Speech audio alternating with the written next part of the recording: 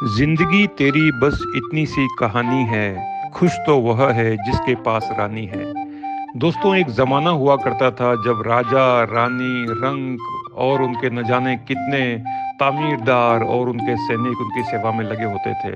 अब ना तो वो राजा हैं, ना वो रानी हैं और ना वो रंक हैं, और पीछे रह गए तो ये किले। तो आज के इस व्लॉग में हम आपको लेकर के चल रहे हैं कर्नाटका के गुलबर्गा, और गुलबर्गा में बहमनी किंगडम का ये किला, जो कि जाना जाता है अपनी नक्काशी। और इस किले के पास सबसे बड़ी, एशिया की सबसे बड़ी तोप, जो कि 29 फीट लंबी तोप है, जिसे गाजी तोप के नाम से भी जाना जाता है। दोस्तों, जानने की कोशिश करते हैं गुलबर्गा किले के इस कुछ रोचक तथ्यों के बारे में। तो अभी तक आपने अगर इस चैनल को सब्सक्राइब नहीं किया है तो तुरंत से सब्सक्राइब कीजिए, बेल बटन दबाइए, ताकि ऐसी सारी रोचक जानकारियां आप तक पहुंचती रहें और हम इतने बढ़िया बढ़िया व्लॉग आप तक समय अनुसार पहुंचाते रहें। तो दोस्तों, इस भव्य और ऐतिहासिक किले का निर्माण 14वीं शताब्दी में अल उद्दीन बहमनी और आदिल शाह द्वारा कराया गया। इस किले का निर्माण करने वाली बहमनी सल्तनत दक्षिण भारत के दक्कन में पहली स्वतंत्र इस्लामी सल्तनत थी, इसीलिए यहाँ पर इस्लामी धर्म की बहुत सारी छाप देखने को मिलती है, जिसने अपने राज्य की स्थापना करी और इस सल्तनत को महान मध्ययुगीन भारतीय साम्राज्यों में से एक माना जाता है।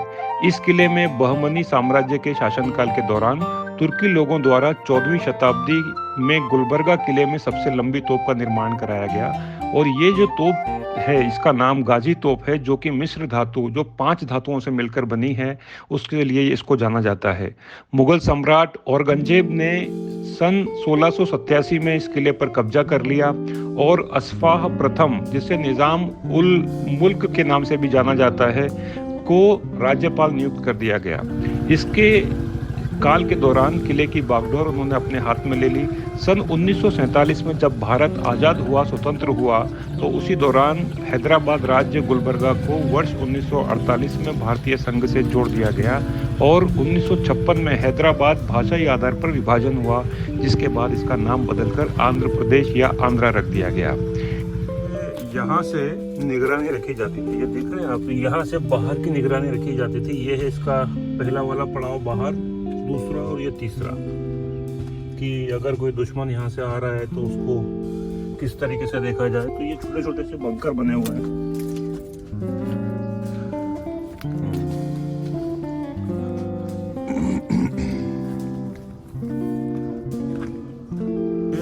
यहाँ से निगरानी रखी जाती थी। तो दोस्तों, इस किले के अंदर स्थित प्रत्येक तोप की लंबाई लगभग 8 मीटर है और ये सभी आज भी बहुत अच्छे तरीके से संरक्षित की गई हैं। यहाँ पर कुल मिलाकर के 26 तोपों के लिए 15 मीनारें बनाई गई हैं।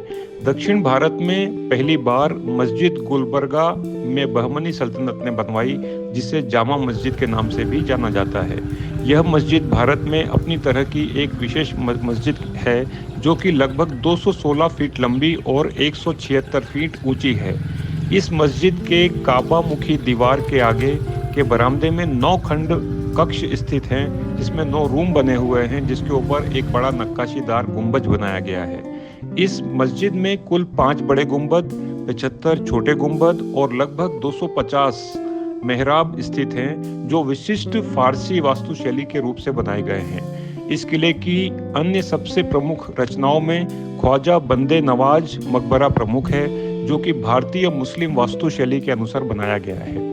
इस संरचना के बारे में सबसे खास बात यह है कि 1413 ईस्वी में प्रसिद्ध सूफी संत सैयद मोहम्मद गेसू यहाँ पर आए थे और इसके लिए इसको जाना जाता है।